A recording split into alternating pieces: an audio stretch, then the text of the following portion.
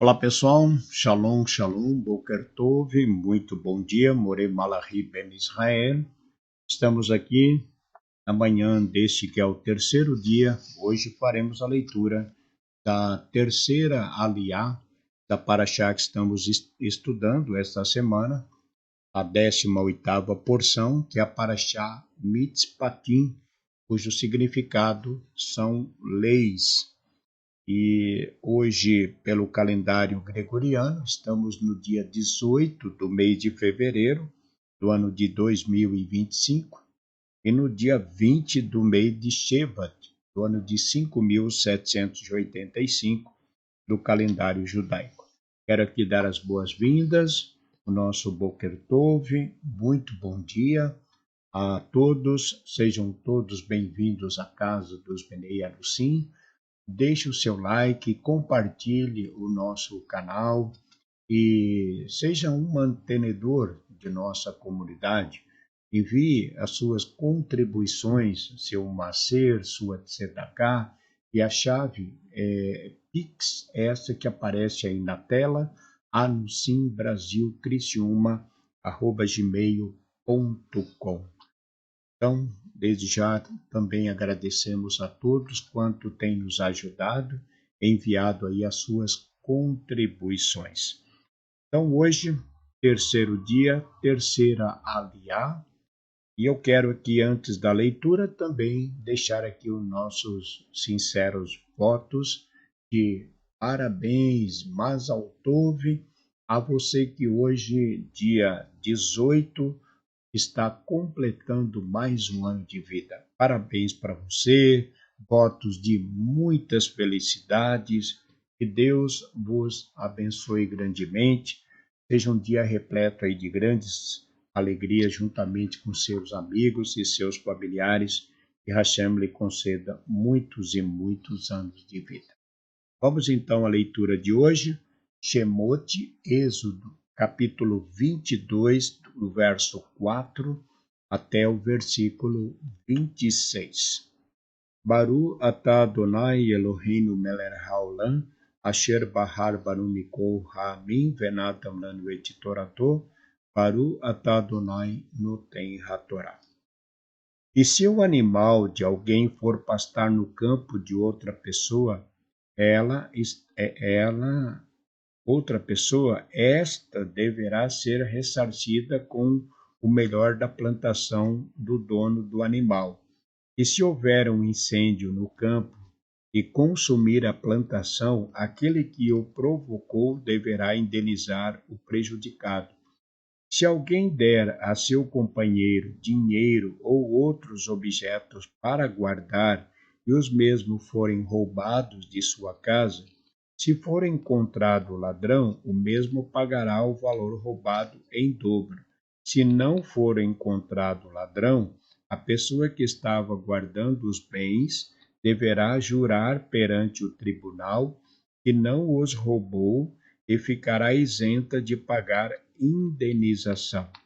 Todo objeto ou animal que estiver sob guarda de alguém e for roubado e houver testemunha que disseram que foi o guardador quem roubou, o caso deverá ser julgado em um tribunal e o culpado, guardador ou testemunha, pagará em dobro pelo prejuízo causado. Se alguém der a seu companheiro um animal para cuidar, e este morrer ou ficar inválido, ou for capturado e não houver testemunhas, o guardador prestará juramento diante de um tribunal que não roubou e o dono acatará e não será indenizado. Se o guardador for pago para cuidar do bem e o mesmo for roubado, ele deverá pagar ao dono o valor correspondente. Se o animal que estiver sob a guarda de alguém for dilacerado por uma fera, tratar-se-ão testemunhas ao tribunal para contarem o ocorrido e o guardador não pagará indenização. Se alguém pedir emprestado um objeto ou um animal de seu companheiro e o mesmo se quebrar ou morrer, se o dono estiver presente no momento da ocorrência, o que pediu emprestado deverá pagar pelo bem. Se o dono estiver presente no momento da ocorrência, o que pediu emprestado não pagará pelo bem. Se o bem for alugado ao invés de emprestado, o valor pago pelo aluguel será considerado. Se um homem seduzir uma virgem solteira e tiver relação sexual com ela, pagará o seu dote e a desposará. Se o pai da moça não permitir esse casamento, o homem deverá lhe pagar o dote estipulado para a virgem em moedas de prata. Não deixarás viver feiticeiras ou feiticeiros. Quem tiver relações sexuais com animais será morto. Quem oferecer sacrifícios a deuses que não sejam o Eterno deverá morrer. Não enganareis nem oprimireis o estrangeiro, pois estrangeiros foste no Egito. Não afligireis viúva ou órfão, pois se clamarem a mim, ouvirei o seu clamor e vos matarei com espada. E vossas mulheres serão viúvas e vossos filhos órfãos. Se emprestares dinheiro a um pobre de meu povo, não serás para ele como credor, não cobrarás juros. Se tomares como penhor as vestimentas de seu próximo, deverá devolvê-las até o anoitecer, pois elas são sua única cobertura de proteção, sua pele, e com elas se deitará. Amém. Baru atah Adonai Eloheinu melech haolam, asher natan lanu Torat emet vehaya olam betohenu, Baru atah Adonai noten hatorá. Seguimos com as leituras de nossa bendita Torá e observando aqui mais uma série de leis, né? E como nós falamos na aliá anterior, nós temos que cumprir a Torá, porque nós falamos muito a respeito disso, temos que cumprir Torá, temos que guardar os mandamentos, mas os mandamentos de Deus, nós temos que entender que eles não são concernentes somente a Deus, é a minha relação com Deus e está tudo certo. Não, os mandamentos, como nós vimos de forma entregues, os 10 pronunciamentos, eles foram colocados em duas tábuas, né? Duas tábuas, contendo os mandamentos que nossos sábios vão dizer, mandamentos concernentes a Deus e mandamentos concernente aos homens. Então nós temos que cumprir mandamentos em relação a Deus, como nós vimos aqui, que um idólatra ele deve morrer, né? Ah, mas aqui no Brasil não se mata ninguém por idolatria. Claro que não, né? É fato que não, porque o Brasil é idólatra e não vai matar ninguém. A Israel mata também. Israel não está matando ninguém por causa da idolatria, né? Mas o que acontece com o idólatra, né? O que acontece com o idólatra é que ele será julgado pelo próprio Deus. Uma pessoa que torna-se um idólatra, um judeu que venha deixar o monoteísmo e se envolva com qualquer outra crença, né, que não seja monoteísta ou trinitarista ou dualista, né, qualquer judeu que deixe de cumprir Torá em relação à crença monoteísta, ele pode até não ser hoje punido, porque a gente sabe que Israel não, a maior parte, né, são israelenses, não cumpre Torá mesmo, Então, cada um é livre, faz o que quer, mas nós que vivemos aqui no Brasil, que já nascemos num país realmente idólatra, seria até punido se não cumprisse, como foi na época da Inquisição, né? O contrário, os judeus eram obrigados a serem cristãos, foram obrigados a tornarem-se cristãos e depois passaram a adorar as imagens. Mas isso vem ao caso de uma inquisição, de uma perseguição. E isso é permitido. Nós já falamos a respeito disso. E em questão de adultério, de ter uma relação sexual, ou a questão da idolatria, né? Se alguém ameaça tirar a sua vida e porque está exigindo que você adore aquela imagem e você corre o risco de vida se não o fizer, então, neste caso, você vai adorar e pronto, porque você não vai morrer. Aí você faz como os judeus faziam na época, né? Eles eram cripto-judeus, eles eram judeus em casa e eram cristãos na rua, né? Então, em relação à vida, como nós temos falado, você pode, se necessário for, se você tiver um problema de saúde e um médico prescrever que você tem que comer a carne de tal animal, carne de porco, porque naquela carne tem uma substância que vai salvar a sua vida, aí o que você vai fazer?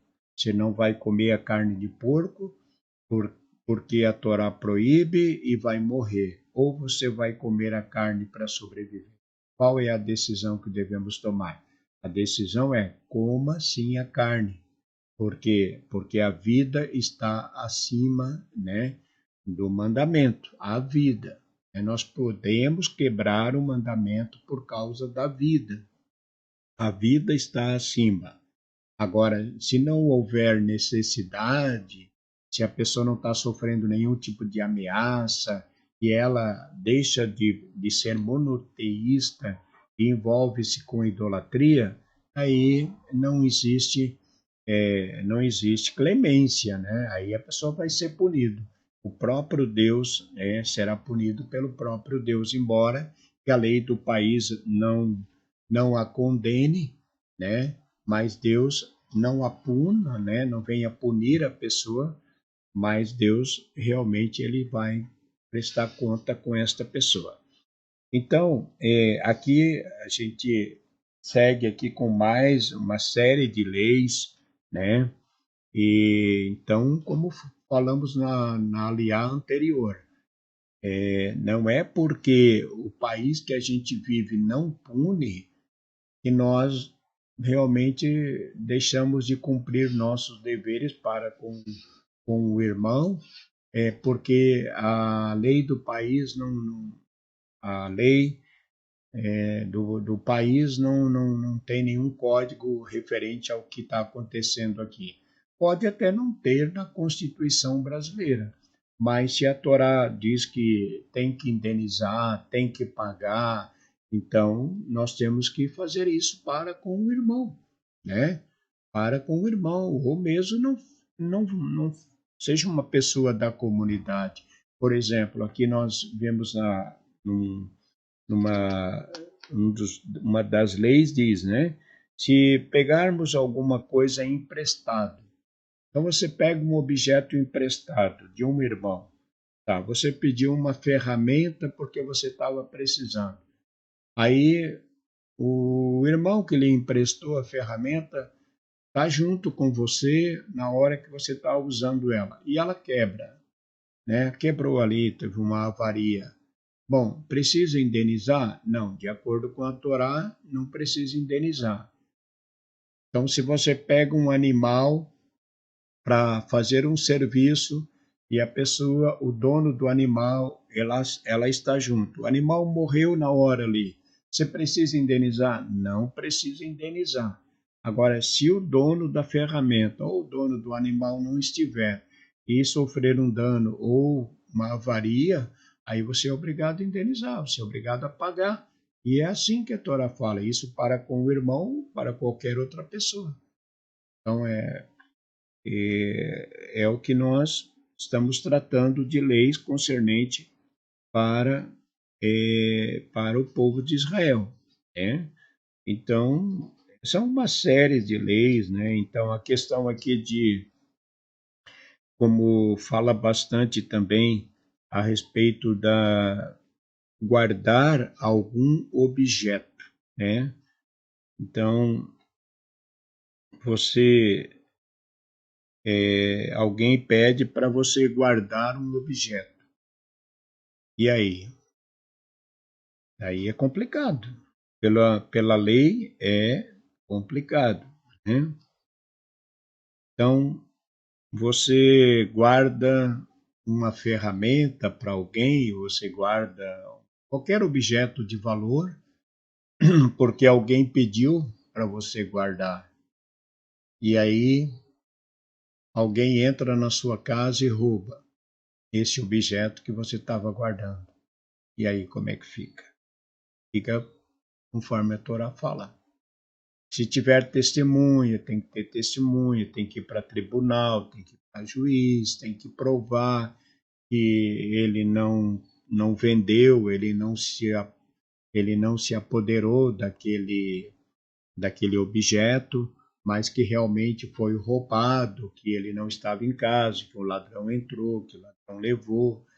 Então, é bem complicado. Tem que ter um bom acordo antes de deixar alguma coisa guardada aí na mão de irmão, porque pode custar caro, né? Pode às vezes ter que realmente arcar e pagar os prejuízos, né? Então, quando se provoca um prejuízo a alguém e se tem condições de ressarci-lo, deve-se fazê-lo pagando o valor com mercadoria da melhor qualidade possível. Assim, além de compensar o prejuízo financeiro, facilita-se a comercialização e, portanto, abrevia-se o tempo do ressarciamento. As indenizações devem ser pagas o mais rapidamente possível. Ok? Então, é isso.